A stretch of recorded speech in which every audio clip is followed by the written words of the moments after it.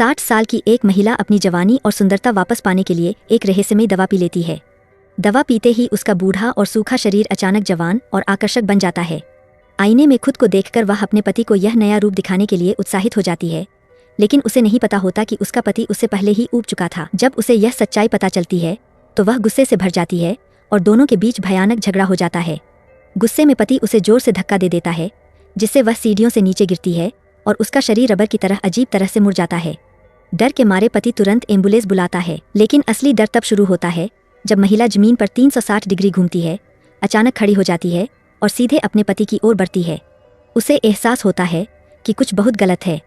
आईने में देखने पर वह पाती है कि उसका सिर पीछे की ओर मुड़ा हुआ है और पति की आंखों में दहशत देखकर वह अपने सिर को दोनों हाथों से पकड़कर वापस सही जगह पर मोड़ लेती है। अस्पताल में डॉक्टर बताते हैं कि उसका दिल नहीं धड़क रहा और उसके शरीर में खून भी नहीं बह रहा। सच्चाई यह होती है कि वह एक जिंदा लाश बन चुकी है।